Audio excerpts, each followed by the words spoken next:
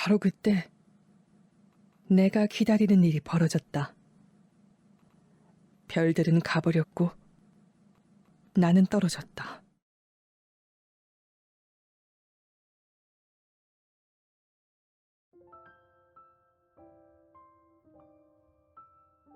오늘 하루 어떠셨나요?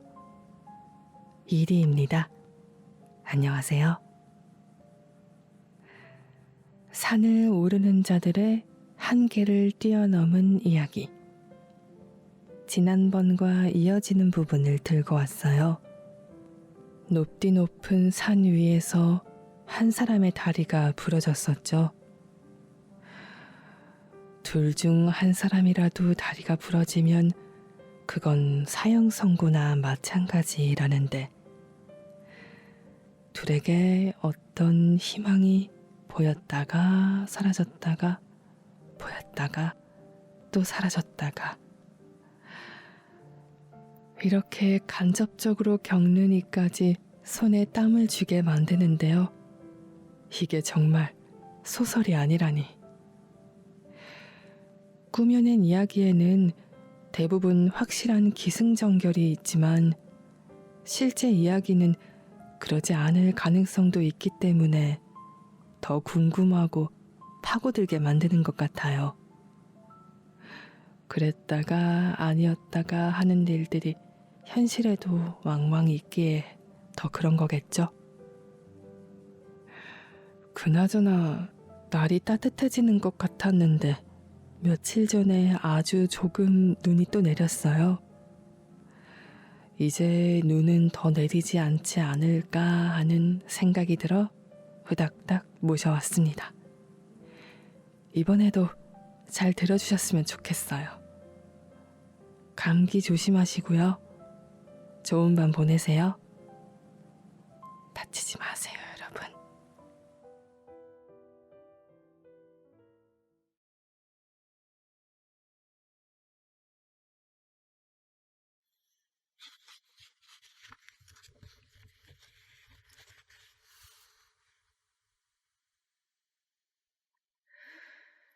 아이스 스크류를 박아야 한다는 생각이 들기까지 시간이 얼마나 걸렸는지 보니 추위에 어지간히 정신이 없었나 보다. 바람과 눈사태는 내 몸을 마비시키고 정신마저도 흐려놓았다. 아이스 스크류 생각이 났을 때도 나를 집어삼킨 무기력한 무관심을 뚫고 나가기까지는 다소 시간이 걸렸고 그것을 행동으로 옮기는 것 자체가 대단한 일 같았다. 나는 내 느린 움직임에 깜짝 놀랐다. 추위를 미처 깨닫지 못하고 뒤늦게 대처하거나 아예 생각지도 못한 사이에 얼어 죽어간 사람들 얘기를 들은 적이 있다. 그래서 나는 스크류에 로프를 걸고 몸을 뒤로 젖힌 다음 매달려 정신을 차리고 워밍업을 부지런히 했다. 가능한 한 몸을 많이 움직이고 발을 찰싹찰싹 때리고 몸을 구석구석 열심히 비비고 머리를 마구 흔들었다. 그러자 몸이 점차 따뜻해지며 나태한 기운이 빠져나가는 것 같았다. 사이먼이 아이스 스크류를 주시했다. 사면에서 쓴 첫 번째 스크류였다. 그는 나를 미심쩍어 하는 것 같았다. 우리 아래에 분명 뭔가가 있어. 가파른 구간 같은 것. 내가 말했다. 그래? 아무것도 안 보이는데. 그는 스크류에 매달려 아래쪽을 유심히 내려다봤다. 경사가 점점 심해지는데 왜 그런지 모르겠네.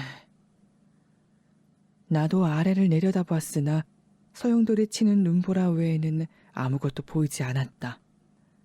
하늘은 온통 눈이었다.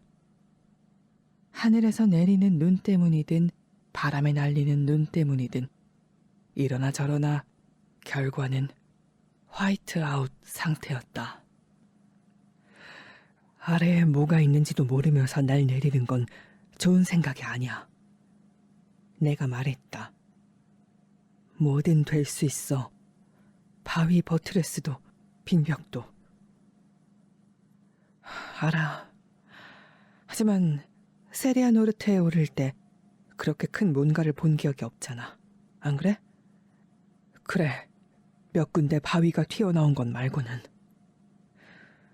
먼저 로프를 타고 내려가서 내가 내려가도 될 것 같으면 로프로 신호를 보내. 그럼 로프로 내려갈 수 있을 것 같아. 선택의 여지가 없네. 좋아. 그럼 내가 스크루를 하나 더 박을게. 그는 단단한 얼음의 스크루를 박고 그곳에 로프를 걸었다. 나는 내가 박은 스크루에 확보줄을 걸고 로프를 풀었다. 사이먼이 다 내려가면 안전하게 확보를 한 후 나에게 내려오라는 신호를 보내기로 했다. 내가 소리쳤다. 로프 끝을 묶어놔. 정신을 잃어도 더 떨어지지 않게. 사이먼은 알았다는 듯 손을 흔들고 눈보라 속으로 사라졌다. 그가 시야에서 사라지자 나는 혼자가 되었다. 나는 그에게 무슨 일이 일어날 거라는 생각을 머릿속에서 지워버리려 했었다. 그리고 한 발로 조용히 서서 미친 듯이 소용돌이치는 눈보라를 바라봤다. 눈보라가 흩날리며 재킷을 스칠 때 휙휙 하는 소리와 바람에 펄럭이는 소리만이 들려왔다. 혼자 있기엔 너무나 황량한 곳이었다. 설동의 구멍을 통해 본 예루파 위의 태양이 생각났다. 그게 바로 오늘 아침이었는데 아주 오래전 일인 것 같았다. 오늘 아침에 우리는 능선을 내려왔고 크레바스를 건넜고 절벽을 내려왔다. 그런데 너무나 많은 것이 바뀌었다. 추위가 나를 다시 파고들더니 느릿느릿 무겁게 퍼지는 것을 느낄 수 있었다. 나는 다시 워밍업을 했다. 때리고 문지르고 그러면서 침입자를 몰아냈다. 그때 로프가 흔들리는 것이 보였다. 로프를 잡으니 다시 당겨졌다. 나는 확보기구에 로프를 걸고 내 스크루를 회수했다.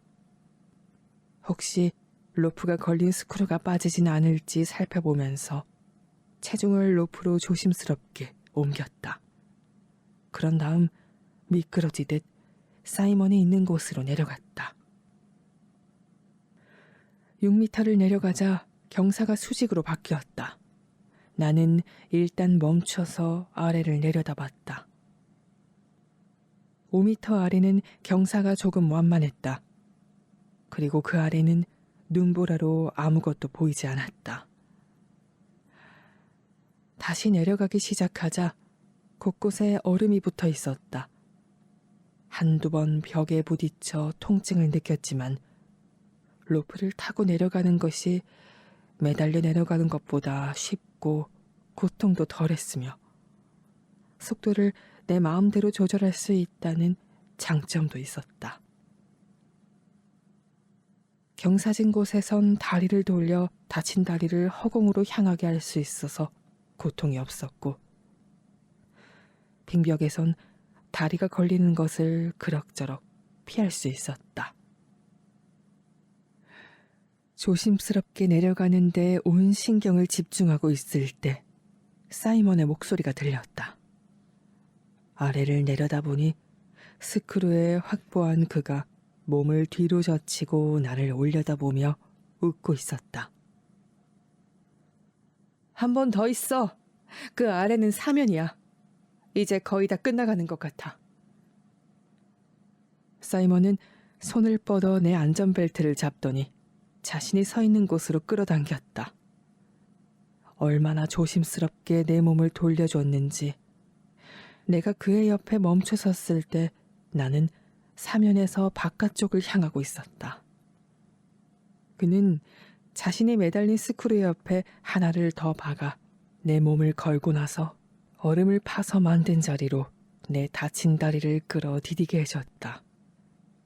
그때 문득 그가 나를 어떤 고통에 빠뜨렸는지 충분히 알고 있다고 느꼈다. 그런 배려는 괜찮아. 난 그렇게 나쁜 놈이 아니야. 이런 건 당연한 거지. 라고 조용히 말하는 것 같았다. 이제 얼마 안 남았어. 이번에 로프를 타고 내려간 다음 4번만 더 내리면 될 것 같아. 그것은 사이먼의 짐작이라는 걸 나는 알고 있었다. 그는 내 기분을 맞추려 노력하고 있었고 나는 그것이 무척 고마웠다. 눈보라가 몰아치는 속에서 서로의 로프를 확보해주는 짧은 시간 동안 우리는 따뜻한 우정을 주고받았다. 마치 삼류 전쟁 영화의 진부한 대사처럼. 여러분, 우린 모두 함께 싸워야 합니다. 그럼 집으로 돌아갈 수 있습니다. 실제로 모든 것이 불확실한 가운데 난공불락의 어떤 적과 대치하고 있는 것처럼 느껴졌다. 나는 사이먼의 어깨에 팔을 올리고 미소를 지었다. 사이먼도 미소를 지었으나 얼굴은 일그러져 있었다. 그 미소 뒤에는 우리가 처한 상황의 진실이 숨겨져 있었다. 그에겐 너무나 힘든 일일 터였다. 그는 헬쑥해 보였다. 추위로 움츠러든 그의 얼굴에는 그동안의 긴장이 고스란히 배어 있었다. 그의 눈은 전혀 웃지 않았다. 대신 그의 눈에는 염려와 걱정이 가득 차 있었다. 그의 말투는 확신에 차 있었으나 얼굴에 번진 어두운 그림자는 현실을 말해주고 있었다. 난 괜찮아. 이제 견딜만해. 손은 좀 어때? 안 좋아. 점점 더 나빠지고 있어. 사이먼이 웃어 보였다. 죄책감으로 마음이 아팠다. 나는 이미 대가를 치렀지만 그는 이제 치르고 있었다. 로프를 타고 내려가 앵커를 만들게. 사이먼이 사면으로 내려서더니 눈보라가 소용돌이치는 속으로 사뿐히 내려갔다. 곧이어 내가 내려가자 이미 그는 커다란 구덩이를 파놓고 있었다. 우리는 하강 시스템으로 다시 돌아왔다. 시간을 확인하려 했으나 잘 보이지 않았다. 벌써 이렇게 어두운데. 시계의 표시등을 누르자 7시 30분이었다. 1시간 반 전부터 어두워지고 있었는데 우리는 그것을 모르고 있었다. 그제야 나는 한 일이 별로 없다는 사실을 깨달았다. 우리는 하강과 자리를 만드는 데만 신경 썼는데 그런 작업은 빛이 크게 필요 없었다. 이전에 하강 지점에서 느낀 따뜻한 감정이 그 다음까지 이어졌고 나는 하강이 계속되는 동안 들뜬 마음으로 낄낄거리고 싶은 충동을 겨우 참았다. 마치 어린아이처럼 이성을 잃은 것 같았다.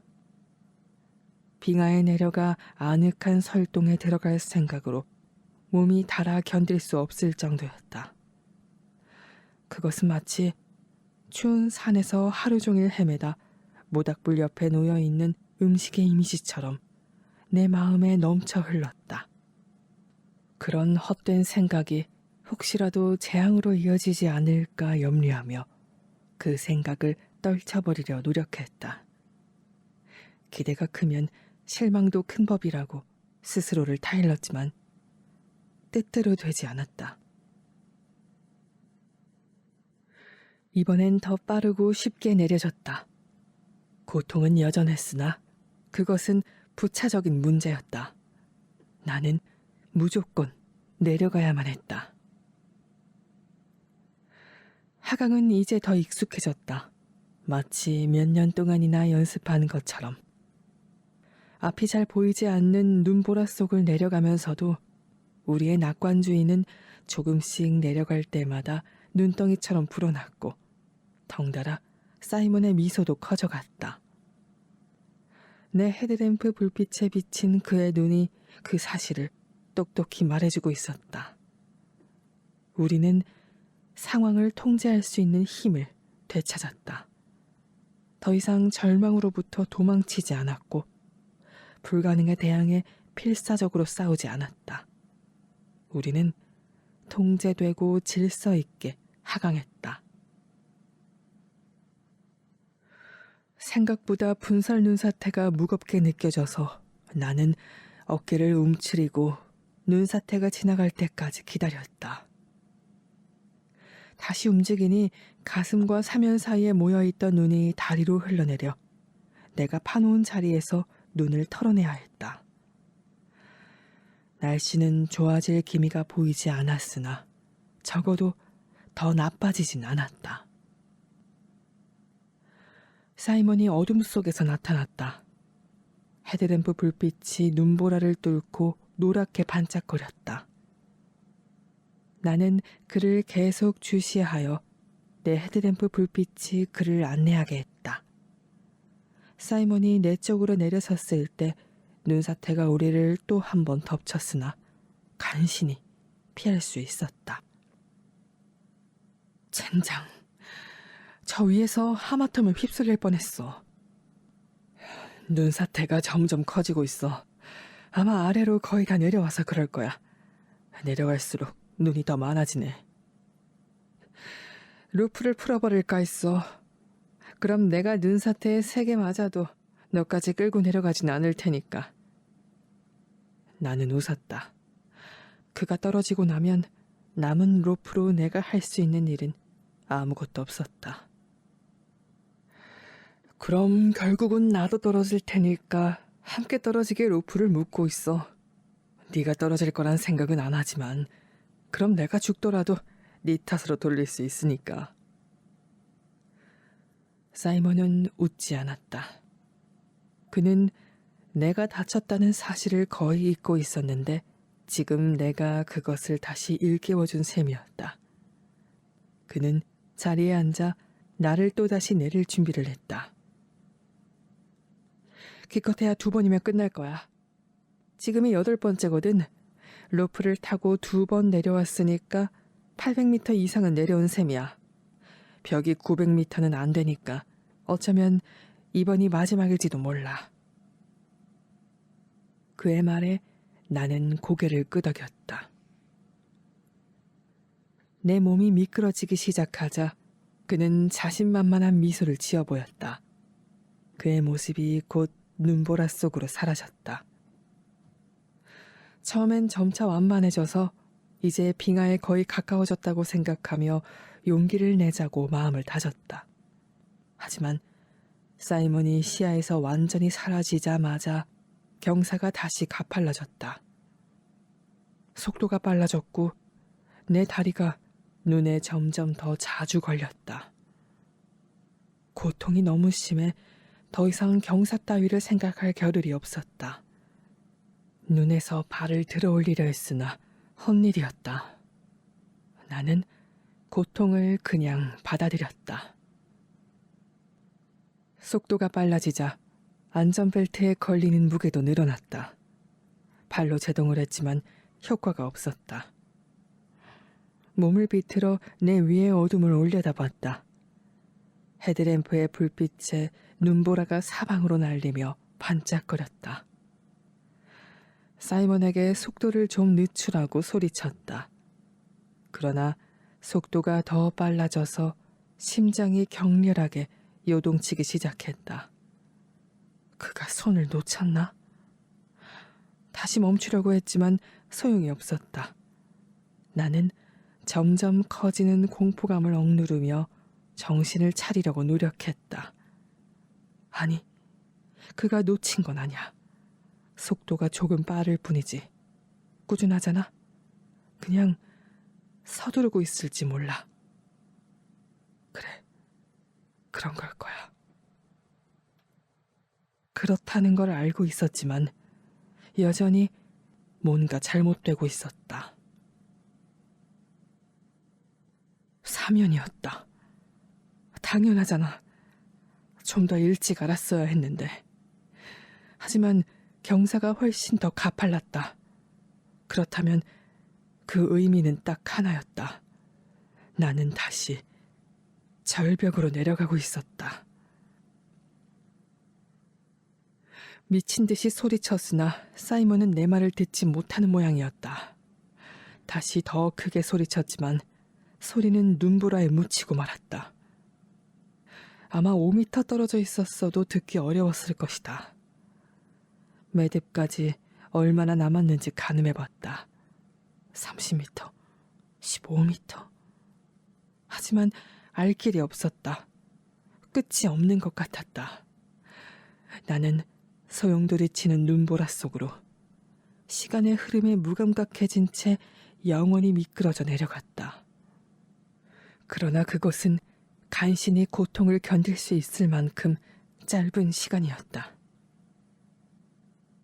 너무 위험하다는 생각이 들었다. 나는 멈춰야만 했다. 사이먼이 내 말을 전혀 듣지 못하므로 스스로 정지해야 했다. 로프에서 무게가 느껴지지 않으면 뭔가 이유가 있다는 걸 알아차릴 거야. 나는 아이스엑스를 쥐고 정지하려고 몸부림쳤다. 아이스엑스 헤드를 몸으로 눌러 사면에 박으려 했으나 소용이 없었다. 눈이 너무 부드러웠다. 그러다 갑자기 발이 허공에 떴다. 소리를 치면서 눈을 움켜잡으려 했으나 소용이 없었다. 몸 전체가 절벽 끝을 넘어 매달리고 말았다. 나는 몸이 뒤로 젖혀진 채 빙그르 돌았다.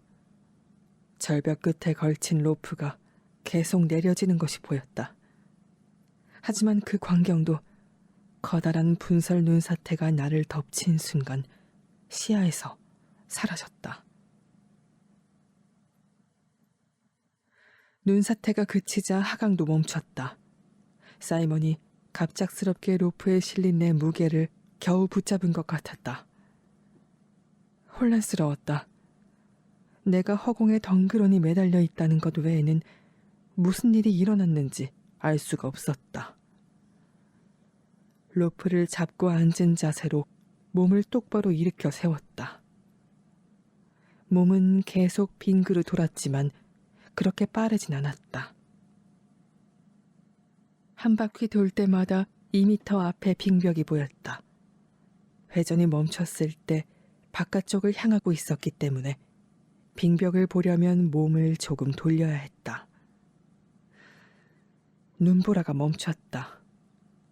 헤드램프로 빙벽을 비춘 다음 로프를 따라 불빛을 올리니 내가 넘어온 절벽 끝이 보였다.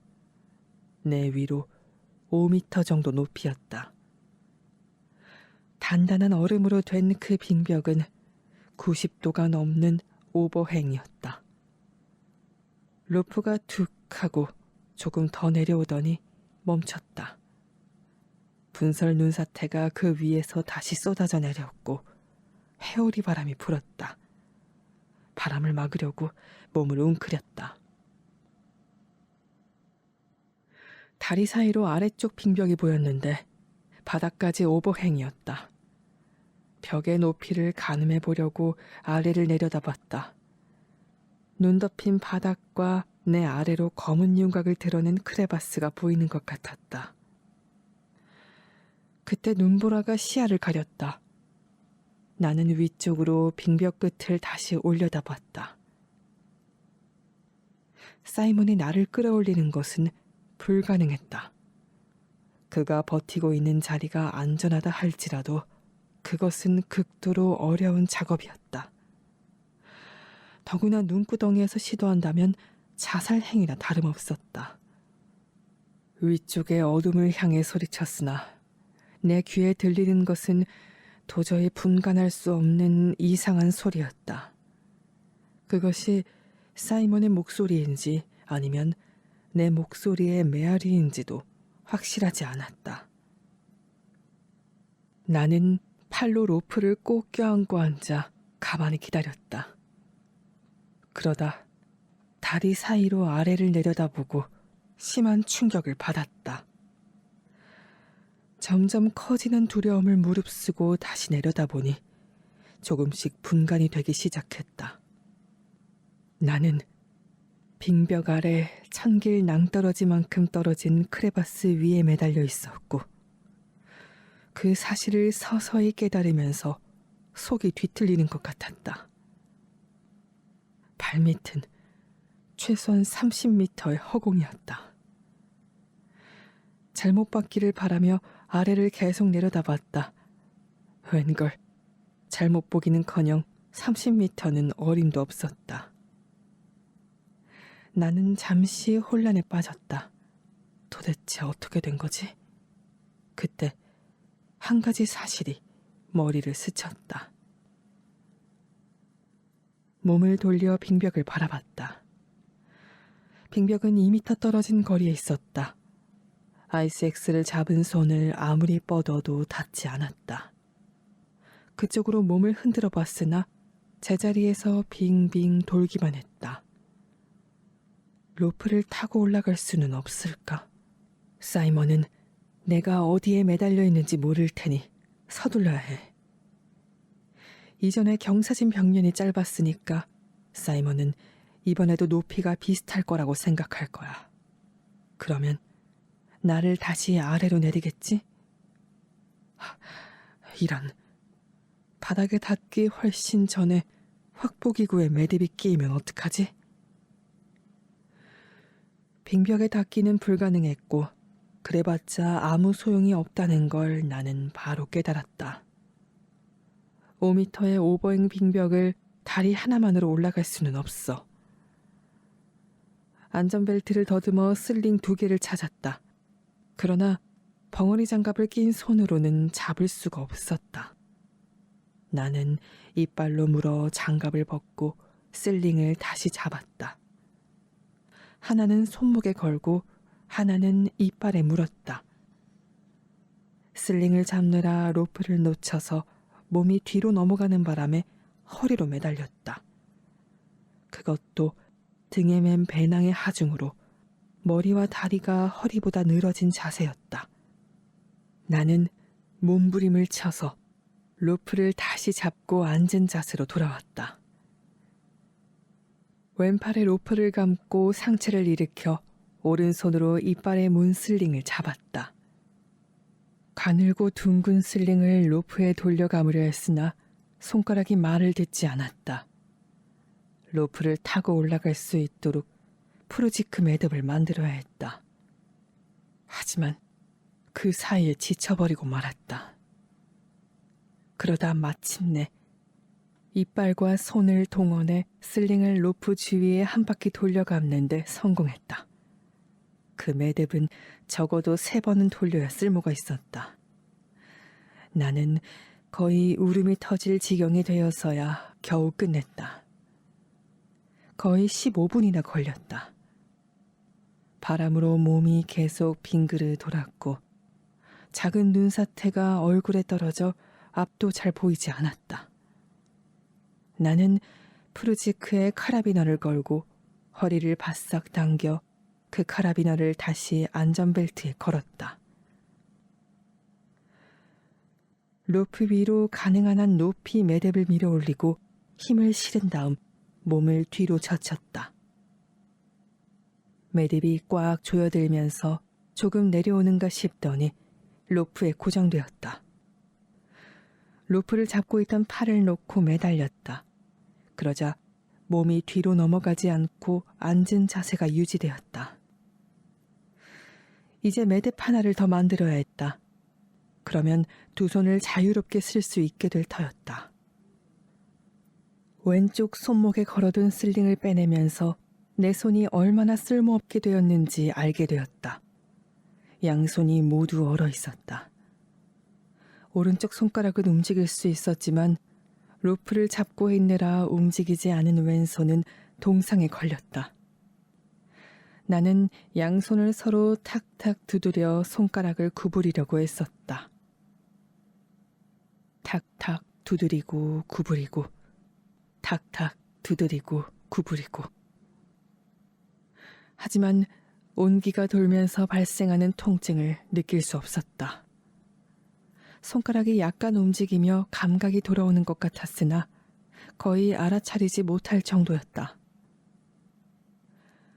손목에서 빼낸 슬링을 로프로 가져가 안쪽으로 돌리려다 그만 떨어뜨리고 말았다. 다행히 안전벨트와 로프가 연결된 부분에 걸려 바람에 날아가기 전에 움켜잡을 수 있었다. 다시 로프에 대려고 올리는데 슬링이 손에서 빠져나가려 했다. 그것을 왼손으로 잡고 오른손 팔뚝으로 받쳐 올렸지만 잡을 수가 없었다. 손가락이 구부러지지 않았다. 오른쪽 팔뚝에서 약간 미끄러뜨리려다 다시 떨어뜨렸다. 이번엔 슬링이 허공으로 떨어져 사라졌다.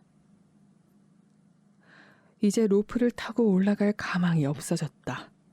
슬링 2개라도 굉장히 힘든 일인데 슬링 하나에 쓸모없는 2손만 남았으니 희망이 사라져버렸다. 나는 로프에 기댄 채 심한 욕설을 내뱉었다. 그래도 상체를 똑바로 하려고 애쓰지 않아도 되었다. 뜻대로 된 일은 하나도 없었지만 그것만으로도 작은 위안이 되었다.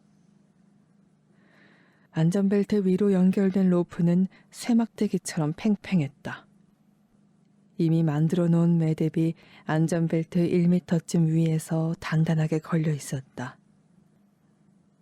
그 슬링을 안전벨트에서 풀어 배낭의 끈에 통과시킨 다음 다시 연결했더니 이제는 배낭과 함께 상체가 당겨졌다.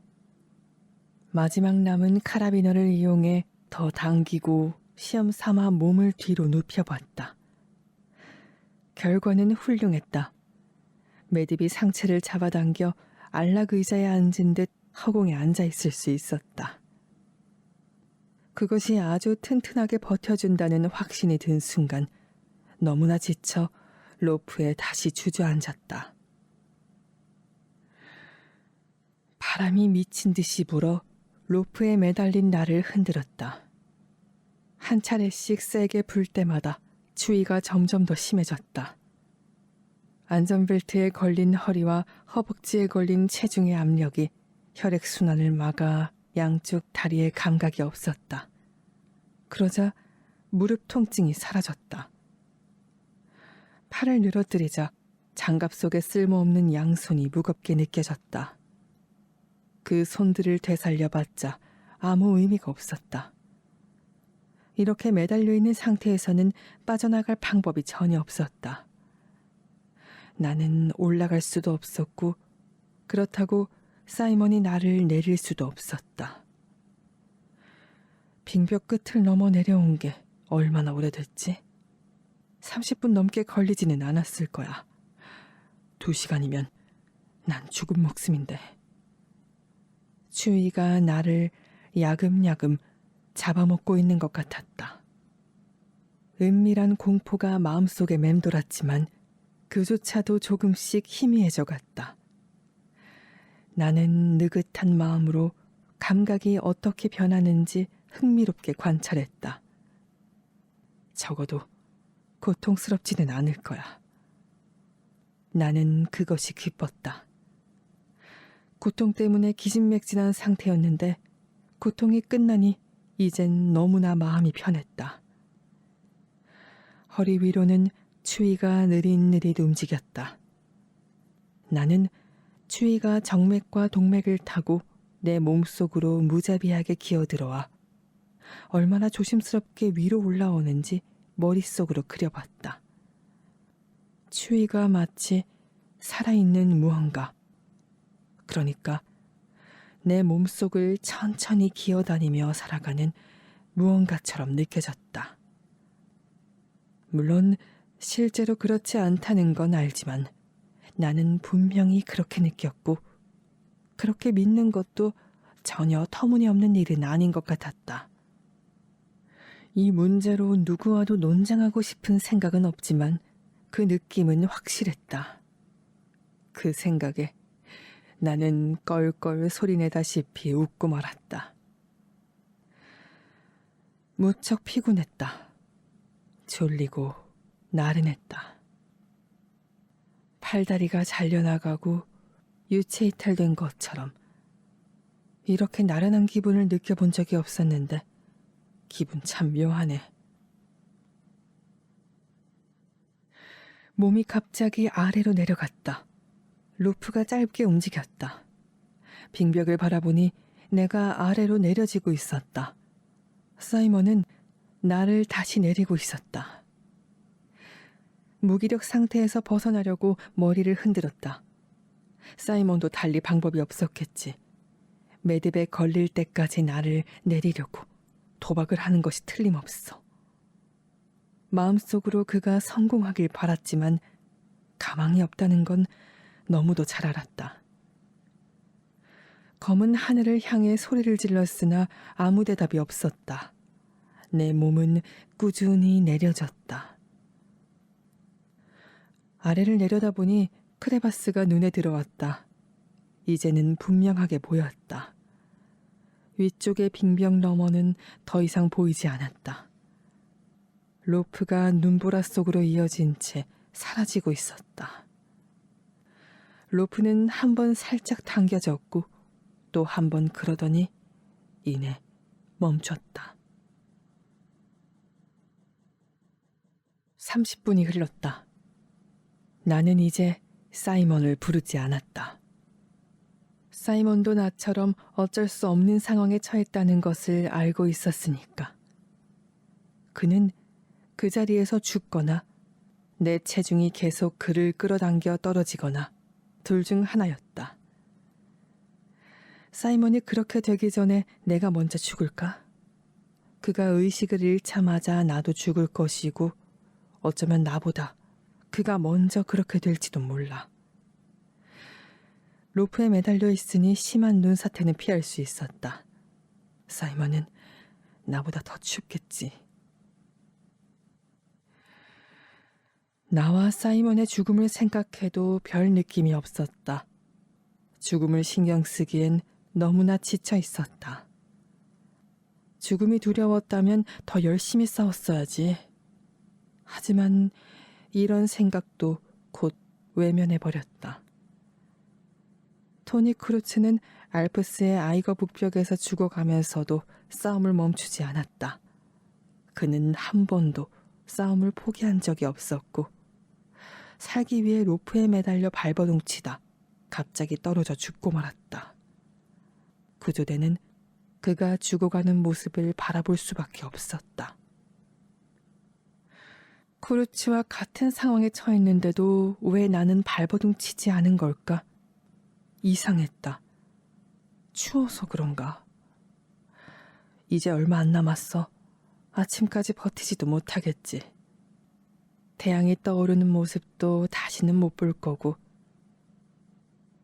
사이먼이 죽지 않아야 할 텐데. 너무 가혹한 일이야. 나 때문에 사이먼이 죽어선 안 돼. 루프가 위로 조금 당겨지는 것 같았다. 머릿속을 헤집고 다니던 온갖 잡념이 사라지고 대신 사태가 이렇게 된 데 대해 소모적인 분노가 치밀어 올랐다. 나는 바람에다 대고 소리치며 맹목적으로 욕을 해댔다. 고통이란 고통은 다 겪었는데 결국 이 꼴이라니. 비통하고 불만 가득한 분노에 떨며 아무한테나 내지른 소리는 눈보라와 바람 속으로 흩어졌다. 주위를 맴도는 공허한 바람처럼 무의미한 바보 같은 말. 분노가 치솟았다. 상스러운 소리를 내뱉으며 좌절의 눈물을 흘리는 동안 분노가 나를 자극하면서 추위를 몰아냈다. 나는 나 자신이 불쌍해서 울었고 나 자신을 원망했다. 모든 것이 내 잘못이었다. 깨진 것은 내 무릎이었다. 누구도 아닌 내가 떨어졌고 내가 죽어가고 있었으며 사이먼은 그런 나와 함께 있었다. 로프가 조금 흘러내렸다. 내 몸도 그만큼 내려졌다. 그리고 또다시. 사이먼이 매듭을 넘겼나? 다시 내 몸이 조금 더 내려졌다. 무슨 일이지? 사이먼이 끌려 내려오고 있구나.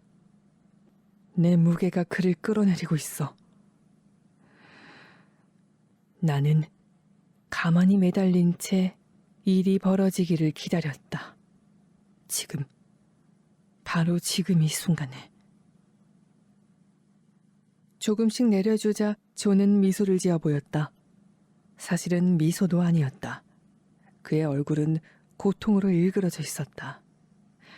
나는 그의 비명을 무시한 채 더 빨리 내려보냈다. 그는 곧 내 헤드램프의 불빛 밖으로 사라졌다. 그때 눈사태가 또다시 덮쳐서 로프가 보이지 않았다. 그의 존재를 나타내는 것은 허리에 느껴지는 체중뿐이었다. 나는 빠른 속도를 유지했다. 손가락이 말을 안 들어도 확보기구를 조작하는 데에는 아무 문제가 없었다. 안부를 내려설 때부터 걱정했는데 손가락 상태가 심각했다. 조의 등반은 이제 끝장났다. 그러나 당장 내 손가락이 걱정이었다. 밝을 때 잠깐 본 바로는 엄지손가락 하나와 다른 내 손가락의 끝부분이 까맣게 변했는데 나머지가 얼마나 손상되었는지는 알 수 없었다. 아래에서 희미한 외침이 들렸고 로프가 약간 당겨졌다. 불쌍한 자식. 내가 내리는 동안 얼마나 아팠을까. 냉정해져야 하는데 그게 잘 되지 않았다. 하지만 아프지 않게 내릴 수는 없었다. 이제는 전보다 수월해졌다. 우리는 아주 빠른 속도로 하산했다. 효율적으로. 나는 자랑스럽기까지 했다. 우리는 호흡이 잘 맞았다. 조를 내리는 것은 그가 내 자리를 봐준 덕에 생각보다 쉬웠다. 조는 정말 열심히 도왔고 일이 착착 진행되고 있었다. 나는 조에게 자리를 파달라고 한 적이 없었으나 그는 자진해서 자리를 파놓았다. 내가 그 일까지 해야 했다면 이렇게 빨리 내려올 수 있었을까? 손이 다시 굳어졌다. 매듭을 갈아 낄 때쯤이면 매번 그랬다. 마치 짐승의 발바닥처럼 딱딱했다. 로프는 부드럽게 빠졌다. 로프가 꼬이지 않게 조심했다. 한 손으로는 조가 매달려 있는 로프를 잡고 다른 손으로는 엉켜서 얼어붙은 로프를 푼다는 건 생각조차 할 수 없는 일이었다. 안전벨트에 걸린 힘이 강해졌다. 경사가 심해졌나? 매듭이 20m 정도 남은 지점이었다. 나는 속도를 높였다. 조는 얼마나 아플까? 날이 밝은 상태에서는 고통스럽게 내려가는 그의 모습을 멀리서도 볼 수 있었지만 지금은 무조건 내려가야 했다. 어둠 속에서 울부짖는 소리가 희미하게 들려왔다. 눈보라가 또다시 몰아쳤다. 눈이 가라앉으며 약간 무너지는 것을 느낀 나는 몸을 더 웅크렸다. 내 자리는 내릴 동안은 버텨줬지만 끝날 때쯤이면 무너졌다. 몸이 갑자기 앞으로 확 당겨지면서 자리에서 거의 떨어질 뻔했다. 나는 눈에 몸을 기대며 갑작스러운 압력에 대항해 다리로 겨우 버텼다. 이런 젠장. 조가 떨어진 거야. 로프를 갑자기 멈추면 충격이 크기 때문에 로프를 살살 풀어주면서 잡았다. 무게는 줄어들지 않았다. 안전벨트가 엉덩이를 파고들었고 다리 사이로 로프가 팽팽하게 당겨지면서 나를 자리에서 끌어내리려 했다. 30분 후에 나는 로프를 조금씩 풀었다. 조가 어디로 떨어졌는지는 모르지만 로프에서 체중을 빼내지 못하고 있었다. 엉덩이에 가해지는 압력이 혈액순환을 막자 다리가 감각을 잃어갔다. 로프를 계속 내리는 것 외에 다른 방법은 없을까? 하지만 뾰족한 수가 없었다. 조는 다시 올라오려는 시도를 하지 않았다. 뭐라도 하고 있다면 로프가 가늘게나마 떨릴 텐데 그런 기미가 전혀 안 보였다. 조를 끌어올릴 방도가 없었다. 내 자리는 벌써 반으로 줄어들고 있었다. 그곳은 내 허벅지 아래에서 조금씩 무너지고 있었다. 얼마 못 견딜 텐데. 위에서 경사가 급한 곳은 15m도 되지 않았다. 조를 조금만 내려주면 로프에서 체중을 빼낼 수 있을 것으로 판단하고 자리를 고쳐 앉았다. 달리 선택의 여지가 없었다. 로프를 계속 내려도 하중이 줄어들지 않았다. 조는 여전히 허공에 매달려 있었다. 도대체 그를 어디로 내리고 있는 거지? 확보기구를 계속 빠져나가는 로프를 쳐다봤다. 6m 아래에서 매듭이 나를 향해 꾸준한 속도로 올라왔다. 조, 어디라도 좋으니 제발 단단한 곳에 내려서기만 해. 3m 전에서 나는 로프를 멈췄다. 로프에 가해지는 하중은 변함이 없었다. 나는 계속 발을 디디며 자리가 무너지는 것을 막으려 했지만 잘 되지 않았다. 처음으로 두려움을 느꼈다. 뒤에서 눈이 덮치면서 내 위쪽은 물론 사방을 묻어버렸다. 허벅지가 아래로 조금씩 밀렸다.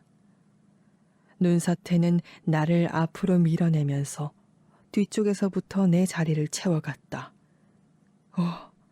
하느님, 떨어지겠네. 그러다 갑자기 멈췄다. 나는 골똘히 생각하면서 로프를 1.5m 더 내렸다.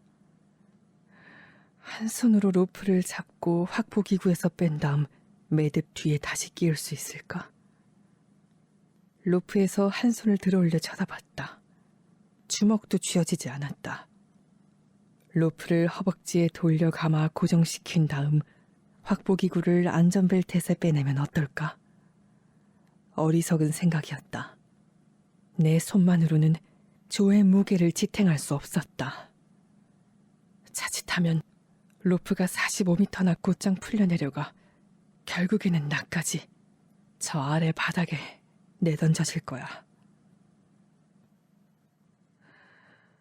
조가 허공으로 떨어진 지 거의 1시간이 지났다. 나는 추위에 떨었다.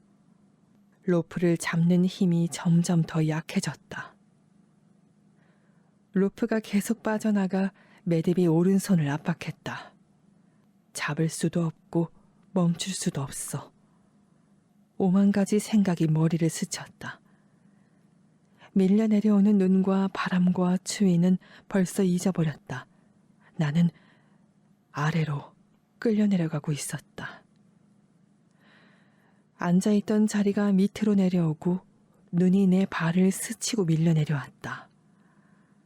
사면에 발을 세게 딛자 움직임이 멈췄다. 하느님, 뭐라도 좀 해봐, 사이먼. 칼. 불쑥 칼 생각이 났다. 그래, 칼. 서둘러, 빨리 꺼내. 칼은 배낭 속에 있었다. 한 손으로 어깨에서 배낭끈을 벗어버리는데 한참이 걸렸다.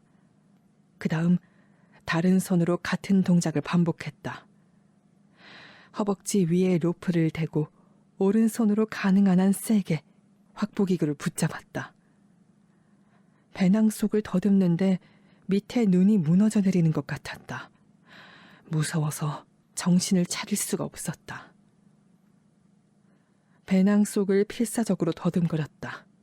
손에 무언가 동글고 매끄러운 것이 잡혔다.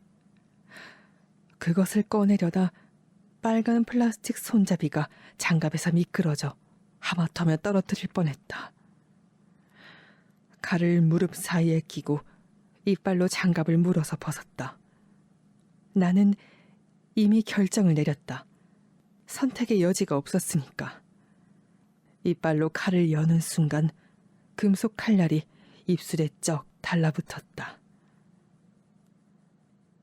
로프로 손을 뻗었다가 멈췄다. 느슨한 로프. 발 주위에 엉킨 로프를 풀어야 했다. 아니면 나도 끌려 내려갈 테니까. 로프를 한쪽 옆으로 조심스럽게 치우고 그 로프가 확보기구에서 멀리 떨어져 있는지 확인했다. 다시 손을 뻗었다. 이번엔 칼날을 로프에 댔다. 힘을 줄 필요도 없었다. 툭. 팽팽한 로프는 칼날이 닿자마자 그대로 끊어졌다. 그 바람에 나도 뒷벽에 부딪혔다. 나는 떨고 있었다. 뒤쪽에 눈에 기대어 마음을 진정시키려 애쓰는 동안 관자놀이에서 펄떡이는 격렬한 맥박 소리가 들려왔다. 눈이 내 위로 소리를 내며 급류처럼 밀려내려왔다. 얼굴과 가슴 위로 쏟아지는 눈이 목의 지퍼 틈으로 들어가는데도 가만히 있었다. 눈은 계속 밀려내려왔다. 내 위로, 끊어진 로프 위로, 그리고 아래로 떨어졌을 조에게로. 나는 살아남았다. 잠시 동안은 오로지 그 생각밖에 할 수 없었다. 로프가 끊어진 뒤 오랜 고요 속에서 조가 어디에 있는지, 살았는지 죽었는지는 관심도 없었다. 그의 무게는 나로부터 떨어져 나가 이제 나에게는 바람과 눈사태만이 남았다. 조는 사라졌다. 내가 그를 죽인 걸까? 마음 한구석은 그렇게 대답하라고 재촉했으나 나는 대답하지 않았다. 아무 감정도 없었다. 몸을 꽁꽁 얼리는 추위와 마비된 침묵 속에서 충격을 받은 나는 아래에서 소용돌이치는 눈보라를 넋놓고 바라봤다. 슬픔도 죄책감도 들지 않았다. 헤드램프의 불빛이 눈보라를 뚫고 나가는 것을 보자 텅 빈 허공이 무섭게 느껴졌다. 조를 불러보고 싶은 유혹을 받았지만 꾹 참았다. 들을 수도 없을 텐데 뭐. 추위가 등을 타고 올라와 몸이 떨렸다. 눈사태가 어둠 속에서 내 위를 또 덮쳤다. 위험할 정도로 추워지고 있었고 눈사태는 계속되고 있었다. 폭풍설이 몰아치는 산에 홀로 남겨진 나는 아침이 될 때까지 조에 대한 생각은 잊어야 했다. 일어서서 사면 쪽으로 몸을 돌렸다. 앉아있던 자리는 쏟아진 눈가루로 가득 차 있었다. 그것을 파내어 다리 한쪽만 바깥으로 내놓으면 몸의 절반은 파묻혀 놓을 수 있는 크기의 설동을 만들었다. 내 마음이 괴로운 논쟁 속에서 방황하며 대답할 수 없는 질문을 계속하는 동안 나는 기계적으로 계속 눈을 파냈다. 이윽고 가만히 누워서 다가올 밤을 생각했다. 그러다 다시 파냈다. 몇 분마다 혼란스러운 생각을 떨쳐내고 다시 파내다 곧 다시 생각에 잠기길 반복하면서 꽤 오랜 시간이 걸려 설동을 완성했다. 섬뜩한 밤이었다. 마치 그 사건과는 멀리 떨어져 있었던 것처럼 이미 일어난 일을 냉정하게 되돌아봤다. 그러는 나 자신이 낯설게 느껴질 정도였다. 조가 아직 살아있을까? 그는 어디로 떨어졌을까? 우리가 상당히 많이 내려왔으니까 조가 빙하까지 짧게 떨어졌다면 살아있을지도 몰라. 그러면 그는 지금 설동을 파고 있을 텐데. 하지만 무언가가 그런 생각을 못하게 막았고 나는 그가 이미 죽었거나 죽어가고 있다는 절박한 느낌을 지울 수가 없었다. 나는 설동 아래의 어두운 밤을 틈타 미친 듯이 소용돌이치는 분설 눈사태 속에 끔찍한 무언가가 숨겨져 있다는 것을 감지했다. 설동이 완성되자 침낭 속으로 힘겹게 들어가 입구를 배낭으로 막았다. 바람과 눈사태 소리는 더 이상 들리지 않았다. 나는 고요한 어둠 속에 누워 잠을 청했다. 그러나 꼬리에 꼬리를 무는 끝없는 생각에 사로잡혀 잠을 이룰 수 없었다. 나는 내가 한 일을 되돌아보고 모든 것을 다시 정리해 마음을 안정시키려 했다. 사실을 기억해내는 데는 성공했으나 그것이 너무나 극명하게 현실적이어서 아무 결론도 내릴 수 없게 되자 잠시 후 그만두고 말았다. 나는 내가 한 일을 신문에 나 자신을 기소하고 내가 틀렸다는 것을 입증하고 싶었다. 결과는 생각이 꼬리에 꼬리를 무는 것보다 더 나빴다. 나 자신은 스스로에게 만족한다고 주장했다. 그리고 내가 로프를 끊을 만큼 강하다는 사실이 실제로도 기뻤다. 다른 방법이 없었기 때문에 최후의 선택을 따른 것뿐이었다. 나는 실행에 옮겼고 그것도 아주 잘 해냈다. 빌어먹을 그렇게 하기까지 얼마나 힘들었는지. 하지만 다른 사람들은 대부분 그런 생각을 해보지도 못하고 죽어갔을 거야. 마지막 순간까지 모든 것을 제대로 했기 때문에 나는 아직 살아있었다. 나는 차분히 실행했다. 심지어 로프가 엉켜 나까지 끌려가는 건 아닌지 확인하려고 조심스럽게 동작을 멈추기도 했다. 그래서인지 지독하게 혼란스러웠다. 나는 죄의식을 느껴야 마땅했다. 그러나 그런 마음이 안 들었다. 난 옳은 일을 한 거야. 그럼 조는 어떻게 한단 말인가? 마침내 깜빡 졸다가 몇 시간 잠에서 깨어 이런저런 생각에 뒤척이다 다시 잠이 들었다. 눈보라가 몰아치는 어두운 설동 속에서 나는 걷잡을 수 없는 생각에 빠져들었다. 내 마음이 잠을 거부해서인지 아니면 내가 긴장과 공포로 너무 지쳐서인지 생각이 끊이지 않았다. 조는 죽었어. 조가 죽었다는 걸 알아. 이렇게 연불외듯 똑같은 생각을 반복하다.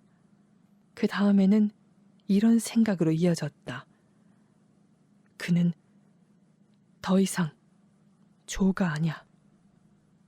그는 단지 내가 붙잡을 수 없을 정도로 순식간에 빠져나가 버린 무게일 뿐이라고. 밤이 깊어지면서 멍한 혼란에 빠지자 조에 대한 기억이 희미해졌다. 대신 갈증이 찾아왔다. 잠깐씩 잠이 깰 때마다 물을 마시고 싶다는 욕망이 머릿속을 온통 지배했다. 혀가 바짝 말라 부어오른 것 같았다. 혀가 입천장에 달라붙어 입속으로 눈을 아무리 많이 삼켜도 갈증이 해소되지 않았다. 수분을 흡수한 지도 거의 24시간이 지났다. 지금쯤은 고도 때문에 생기는 탈수 현상을 방지하기 위해서라도 최소한 물을 1.5리터는 마셔야 했다. 눈에서 물냄새가 나자 미칠 지경이었다. 나는 탈진으로 인한 마비 상태에서 깜빡 졸다가 퍼뜩 깨어나 다시 허겁지겁 물을 찾았다. 차츰 날이 밝아왔다. 천장에 아이스엑스 자국이 보였다. 밤이 끝난 것이다. 동이 터오자 내가 해야 할 일을 생각했다. 이제 어떻게 해야 하지? 내려갈 수 있을까? 혼자 내려가다니 옳지 않은 일이야. 나는 내내 그렇게 생각했었다. 이것은 나에게 어쩔 수 없이 일어나고만 일이었다. 이제는 두렵지 않았다. 밤의 두려움은 새벽과 함께 사라졌다. 하산을 시도해볼 거야. 그러다 죽는 한이 있어도 해볼 거야. 나에게도 최소한의 존엄성은 남아있을 테니까. 그러니까 더더욱 최선을 다해야 해. 충분하지 않을지도 모르지만 그래도 노력할 거야. 나는 신부가 엄숙하고 정성스럽게 미사를 드리듯 준비했다. 서둘러 내려갈 필요 없어. 어차피 내 인생 마지막 날이 될 테니까. 죄책감에 가득 찬 나는 마치 고대의 보편적 종교의식, 그러니까 오랫동안 계획된 의식의 일부로 느껴지도록 하루를 준비했다. 그 의식은 간밤에 나를 고문한 어두운 생각이 만들어낸 것이었다. 마지막으로 크램폰의 끈을 조이고 장갑 낀 손을 조용히 바라봤다. 정성스러운 준비가 나를 진정시켰다. 두려움이 사라지고 마음이 차분해졌다. 냉정하고 강건하게 느껴졌다. 밤의 어둠이 죄와 고통을 씻어 나를 깨끗하게 해주었다. 로프를 자른 후의 외로움도 사라졌다. 갈증도 누그러졌다. 나는 할 수 있는 한 모든 준비가 되어 있었다. 설동의 지붕을 아이스엑스로 부수고 완벽한 날의 눈부신 빛 앞에 섰다. 눈사태도 바람도 없었다. 주위의 하얀 산들이 조용히 반짝이고 있었다. 빙하가 서쪽으로 완만하게 굽이지며 베이스 캠프 위쪽에 있는 검은 모래인지대로 이어지고 있었다. 누군가 나를 감시하고 있는 듯한 기분이 들었다. 초승달 모양의 정상과 능선이 나를 내려다보며 기다리고 있었다. 나는 부서진 설동을 나와 내려가기 시작했다. 이제 곧 죽겠지. 나도 그것을 알고 주위를 둘러싼 하얀 산들도 그것을 알고 있었다. 7. 얼음 속의 그림자. 로프에 매달린 채 고개를 들기조차 힘들었다. 이렇게 매달리는 것도 곧 끝날이라는 강렬한 기대와 함께 지독한 피로가 몰려왔다. 더 이상 고통받는 일도 없겠지. 나는 어서 끝장이 나길 진심으로 바랐다. 로프가 좀 더 내려졌다. 사이먼이 얼마나 버틸까? 얼마나 더 있으면 내가 있는 곳으로 떨어질까? 얼마 안 걸리겠지? 철사같이 팽팽한 로프가 파르르 떨리는 것이 느껴졌다. 그것이 진실을 정확히 말해주고 있었다. 그래, 여기서 끝장이구나. 안 됐네. 누군가 우리를 발견하고 우리가 서벽을 올랐다는 걸 알아주면 좋으련만. 흔적도 없이 사라지긴 싫었다. 그러면 어느 누구도 우리가 해냈다는 걸 모를 테니까. 바람이 나를 부드럽게 빙그르 돌렸다. 크레바스를 내려다봤다. 컸다. 너비가 적어도 6미터는 되는 듯했다. 나는 그 15미터 위쯤에 매달려 있는 것 같았다. 그것은 빙벽 기슭을 따라 뻗어 있었다. 내 밑은 눈으로 덮여 있었으나 그 오른쪽에는 시커먼 심연이 아가리를 떡 벌리고 있었다. 나는 멍하니 생각했다. 바닥도 보이지 않네. 아니, 바닥이 없을 수는 없지. 얼마나 깊이 떨어질까? 바닥까지. 바닥에 흐를 차가운 물까지. 제기를. 그런 일은 없으면 좋으련만. 몸이 또 조금 내려졌다. 로프는 빙벽 끝을 톱질하듯 깎아 얼음 조각을 떨어뜨렸다. 어둠 속으로 이어진 로프를 응시했다. 이미 오래전에 추위가 나와의 싸움에서 이겨 팔다리에 감각이 전혀 없었다. 모든 것이 느려지고 누그러졌다. 생각은 아무 대답도 하지 못하는 쓸데없는 의문이 되었다. 나는 죽을 수밖에 없는 현실을 받아들였다. 달리 방도가 없었다. 그래도 아주 무서운 생각은 들지 않았다. 주위로 마비되어 통증도 느껴지지 않았다. 너무나 무의미한 추위에 자고만 싶었다. 결과가 어찌 되든 상관하고 싶지 않았다. 꿈도 꾸지 않는 잠이 되겠지. 현실은 악몽이 되었다. 그리고 잠은 나를 끈질기게 불렀다. 검은 구멍은 그곳이 고통도 없고 죽음처럼 시간이 정지된 곳이라며 나를 유혹했다. 헤드램프 불빛이 죽었다. 추위로 배터리가 약해진 탓이다. 내 위의 검은 공간에서 별들이 보였다. 별인가? 아니면 내 마음속의 빛인가? 눈보라가 끝났군. 별을 다시 볼 수 있어서 좋았다. 오랜 친구가 돌아오다니. 별은 아주 멀리 있는 것 같았다. 이전에 내가 봤던 것보다 훨씬 더 멀리에. 그리고 밝게 빛났다. 마치 하늘에 박힌 보석같이. 어떤 별은 떨어졌고 어떤 별은 깜빡깜빡 밝은 빛을 보내왔다. 바로 그때 내가 기다리는 일이 벌어졌다. 별들은 가버렸고 나는 떨어졌다. 로프가 살아있는 물체처럼 얼굴에 세게 부딪히며 조용히 떨어졌다. 마치 떨어지는 꿈을 꾸듯 절대적 물을 향해 끝없이. 나는 빨리 떨어졌다. 생각보다도 더 빨리. 속이 뒤집힐 정도로.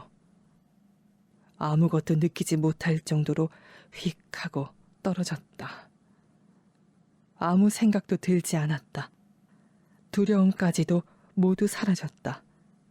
그래, 이제 죽는 거야. 엄청난 충격이 꿈을 깨우더니 눈이 나를 집어삼켰다. 뺨에 차가운 것이 느껴졌다. 나는 멈추지 않았다.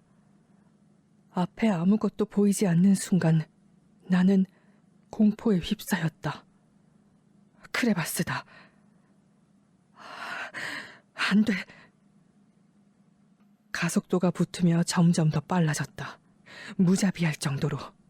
너무나 빨라 내 비명이 위에서 들렸다. 끔찍한 충격이 나를 정지시키자 눈에 하얀 섬광이 번쩍였다.